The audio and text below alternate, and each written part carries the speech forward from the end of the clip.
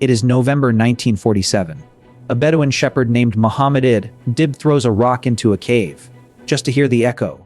Instead of silence, he hears something shatter. He climbs inside, and what he finds will shake the foundations of three of the world's major religions, ignite a decades-long conspiracy among scholars, and raise a question that no one, not archaeologists, not theologians, not governments, has ever fully answered. The scrolls he found that day are 2,000 years old. They contain the oldest known copies of the Hebrew Bible. They describe a secret community with rituals so strange they still defy explanation. And here is the part they never put in the history books. For nearly 50 years, a handful of scholars controlled exclusive access to these texts and refused to let anyone else see them. Why? Hapesi, what exactly is written in the documents they delayed the longest? And why do serious researchers still believe some scrolls have never been made public? Stay with me, because once you see what is inside these caves and what was done to hide it, you will never look at ancient history the same way again. Imagine you are standing on the northwestern shore of the Dead Sea. The year is roughly 100 BCE. The air is dry enough to preserve almost anything, and carved into the limestone cliffs above you are hundreds of natural caves. This is Qumran, and someone, or a group of someones, chose this place very deliberately. Between approximately 150 BCE and 68 CE, an unknown group deposited nearly 900 manuscripts into 11 of these caves. They wrapped the documents in linen. They sealed them in clay jars. They hid them like they expected someone to come looking. Then they vanished. When Muhammad Dib stumbled into Cave 1 in early 1947, he initially found 7 large scrolls. He sold them to an antiquities dealer in Bethlehem for the equivalent of a few dollars. Those 7 scrolls would eventually be purchased, partly by the Israeli government, partly by American scholars, for tens of thousands of dollars. By 1956, all 11 caves had been identified. The recovered fragments numbered in the tens of thousands, some no bigger than a postage stamp, others stretching nearly 8 meters in length. Archaeologists identified texts spanning Hebrew, Aramaic, and Greek. Among them, every book of the Hebrew Bible except the Book of Esther, hymns, legal codes, war manuals, calendars, and something called the Community Rule, a document describing an intensely structured, secretive religious sect that had apparently been living in the desert. Cut off from mainstream Jewish society in Jerusalem, the scrolls were extraordinary. That part everyone agrees on. What happened next? Who controlled them?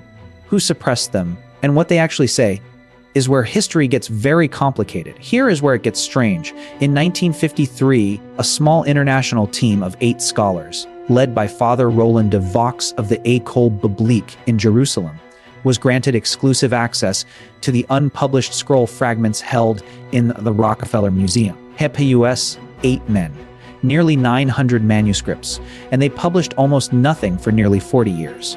This was not a matter of slow scholarship. Letters survive, internal correspondence in which team members explicitly discussed controlling the release of material. Critics called it a monopoly.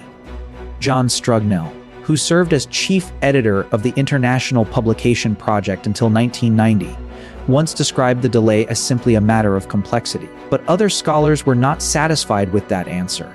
By the mid-1980s, the frustration had become public. Professor Gaza Vermes of Oxford called the scroll publication process, and I will paraphrase carefully here, one of the academic scandals of the 20th century. Not because the scrolls were fake, but because qualified researchers who wanted to study them were simply denied access year after year with no clear justification. Then came the first theory that really started turning heads. Theory 1. The scrolls challenged the origins of Christianity, some scholars. Most controversially, Australian historian Barbara Thiering and American researcher Robert Eisenman proposed something that sent shockwaves through academic and religious circles alike. Their argument, the sect described in the Dead Sea Scrolls, particularly in a document called the Damascus document, shows striking parallels to early Christian communities. A messianic leader, ritual bathing, communal meals, a teacher of righteousness who suffers. What researchers found next changed everything about how people discussed this theory. The Community Rule, one of the most complete scrolls, describes initiation rites, a hierarchical priestly structure and an apocalyptic worldview that predates the New Testament by at least a century. If the group that wrote these scrolls influenced or overlapped with the earliest followers of Jesus, the implications for how Christianity understands its own origins become deeply uncomfortable.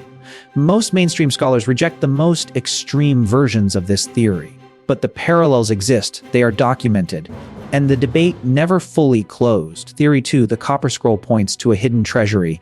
Among the 900 manuscripts, one is completely unlike the others. It is not parchment or papyrus. It is copper, beaten thin, then inscribed, and it was found in Cave 3 in 1952. The Copper Scroll is a list. Harpaios specifically, it is a list of 64 locations where enormous quantities of gold, silver, and sacred temple vessels were allegedly buried. The total described, if taken at face value, amounts to roughly 65 tons of precious metal.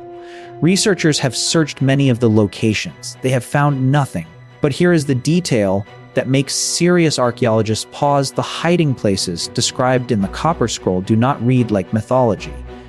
They read like instructions, precise distances, specific landmarks, real place names that can be and have been matched to actual sites near Jerusalem and Jericho. Was this the treasury of the Jerusalem temple, hidden before the Roman destruction in 70 CE? Was it a record of the Essene community's own assets? Or, as a few fringe but persistent voices suggest, was it something far older?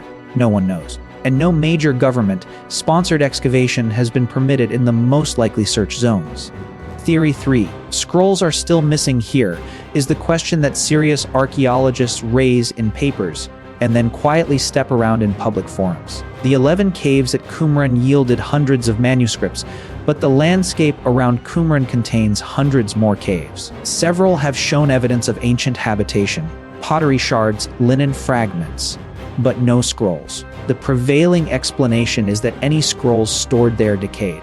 The alternative explanation is that they were removed before archaeologists arrived. Between 1947 and the formal excavations of 1949, there was a window. Bedouin traders worked the region extensively. The antiquities black market in the Middle East during that period was neither small nor unsophisticated. In 2017, archaeologists confirmed a 12th cave, Cave 12, near Qumran.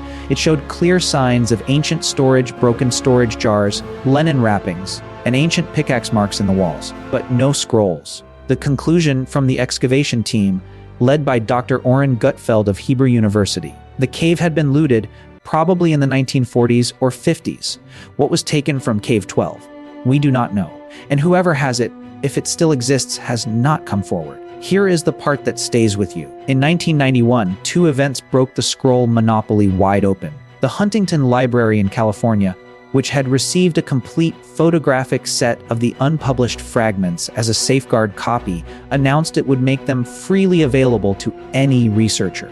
Simultaneously, two scholars, Ben Zion Wacholder and Martin Abegg, used a computerized concordance to reconstruct previously unpublished texts and release them publicly.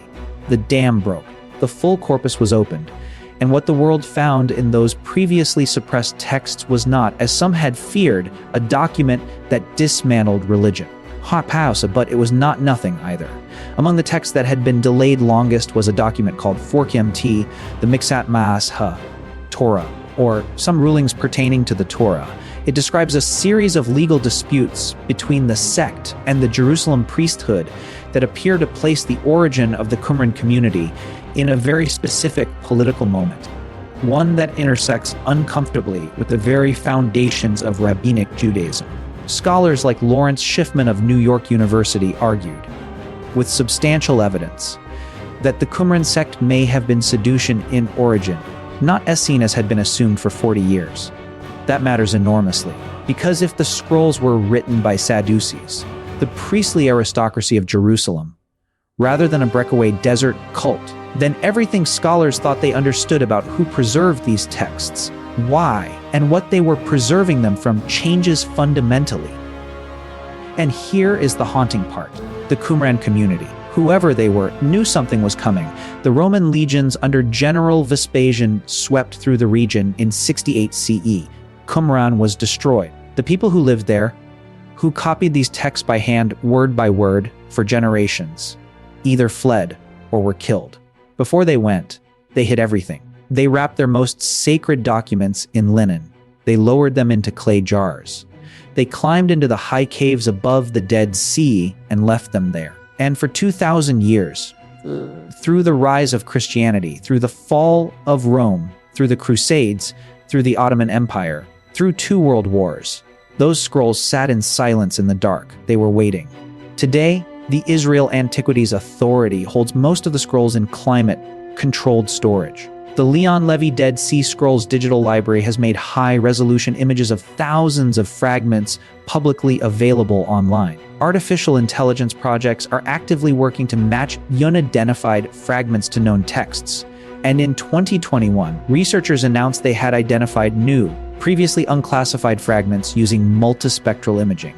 But here is what no algorithm can answer. We know what the scrolls say. We still do not know who specifically wrote them. We do not know with certainty why they were hidden in those precise caves. We do not know what was in Cave 12 before it was looted.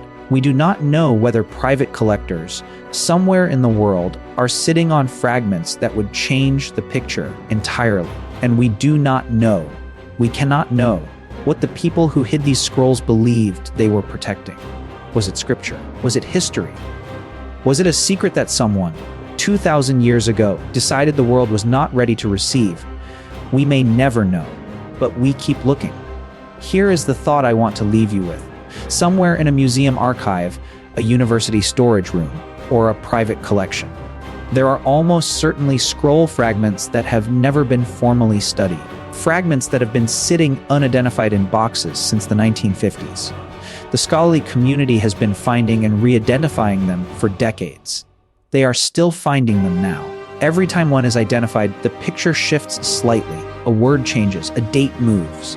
A theory that seemed settled opens back up. The Dead Sea Scrolls are not a solved mystery locked behind glass. They are an ongoing conversation, one that started 2,000 years ago in a desert cave and has never really stopped.